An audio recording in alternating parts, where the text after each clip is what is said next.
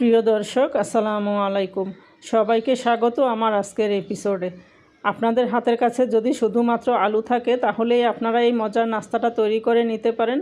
কোনো প্রকার ভাজাভাজি ছাড়াই এই নাস্তাটি তৈরি করা যায়। কোরিয়ান একটা রেসিপি, আশা করি আপনাদের কাছে ভালো লাগবে। এখানে আমি 2টা মিডিয়াম সাইজের আলুকে গ্রেট করে নিয়েছি। এর মধ্যে দিচ্ছি পরিমাণ মতো লবণ, দিচ্ছি 1/4 কাপ কর্নফ্লাওয়ার। এখানে পুরোটা একসাথে দিব না, অল্প অল্প করে আমি মেশাবো। এগুলোকে ভালো করে আমি মেখে নিচ্ছি। বাকি যেইটুকু ছিল ওইটুকু দিয়ে আমি ভালো করে একটা ডো তৈরি করে নিব। ডোটা আমার তৈরি করা হয়ে গিয়েছে। এখন এখান থেকে পরিমাণ মতো ডো নিয়ে আমি ডোনাটের আকারে শেপ দিয়ে দিব। আমি এখানে একটা চামচের সাহায্যে করে নিচ্ছি। আপনারা চাইলে হাত দিয়েও এই কাজটা করতে পারেন, অথবা একটা বড় সাইজের স্ট্রো দিয়েও এভাবে করে নিতে পারেন। একে একে আমি সবগুলো নাস্তা এভাবে তৈরি করে নিব।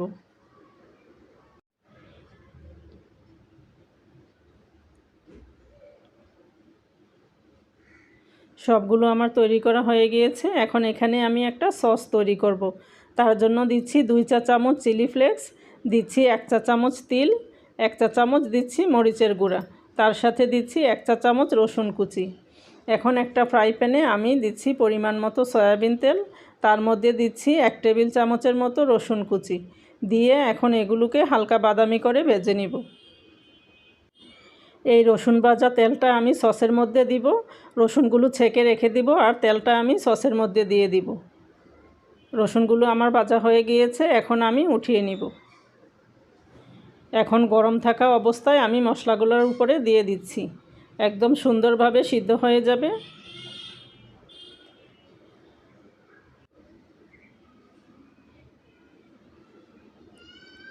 এখানে একটা প্যানে আমি পরিমাণ মতো পানি গরম করে নিয়েছি। এর মধ্যে আমি নাস্তাগুলোকে দিয়ে এগুলোকে ভাপিয়ে নিব।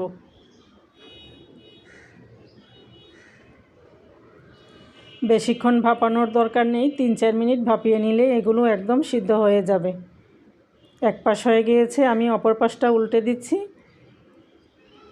উল্টিয়ে এখন আমি এগুলোকে উঠিয়ে নিব।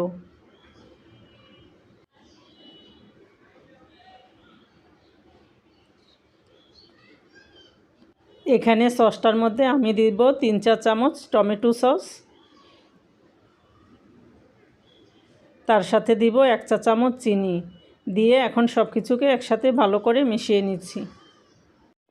সসটা আমার তৈরি করা হয়ে গিয়েছে। এখন এগুলো নাস্তাটার মধ্যে ঢেলে দিয়ে আমি একসাথে ভালো করে মিশিয়ে নিচ্ছি। খুবই মজার একটা রেসিপি, এভাবে আপনারা তৈরি করতে পারেন। বিশেষ করে বাচ্চারা এটা খুবই পছন্দ করে খাবে। একঘেয়েমি তেলে ভাজা খাবার খেয়ে যখন আপনারা বোর হয়ে যাবেন তখন বাসায় চাইলে এই রেসিপিটা ট্রাই করতে পারেন। আশা করি আপনাদের কাছে ভালো লেগেছে। সবাই ভালো থাকবেন। আল্লাহ হাফেজ।